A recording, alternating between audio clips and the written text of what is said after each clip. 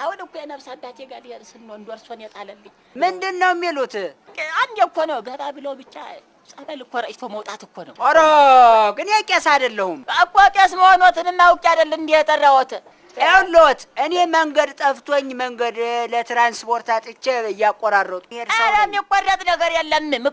መርጨት ብቻ ይከፍላሉ። ግን እንደ እሷ ይሻላት እንጂ እኔ ተፈለጉ እኔ አይሆንም ቢሆን ስንገዛ እከፍላለሁ። በኋላ ግን እኔ እንዴት ስማቸው ጎደፋል እንግባ።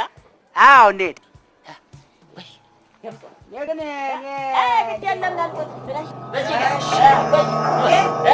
እቺ ናት ልጅቷ? እቺ እኮ ናት። በስመ አብ አባቷ ኖት አሳዳጊዋ ኖት? አባቷ ነኝ እንጂ ነግሬዎት የለ እንዴ? እርሶ ደግሞ አባት እንዲህ ያደርጋል እንዴ? ምን ነው እንዲህ እንደ ፋሽኮ አንገቷ ድረስ በገመድ ጠምጥመዋት? እሷ ደግሞ ፋሽኮ ይደርሳል አይደለም በገመድ እንዴት እንደዚህ ያስሯታል? ጥቂት እጇን ብቻ ያስሩም እንዴ? አስተሳሰሩና እንደዚህ ሳስር የመቻልኳት እኔ እኮ ይወጣች እየገባች እኮ አስቸገረች እኮ በጠበጠች። ይሰሙኛል? እንደዚህ ጠፍረው አስረው አሁን ውጣ ቢሉት አሁን ቤት ሾልኮ ይወጣል። ገመዱ ራሱ ይዞታል እኮ። ውሃ አምጡልኝ እስቲ በባልዲ ነው ያለኝ። በርሜል ታለም ጥሩ ነው። በበርሜል አንጡ። እየመጣሁ በባልዲ ሰው ነው እየመጣለሁ። እሺ የት አባቱ አሁንማ ይለቃል።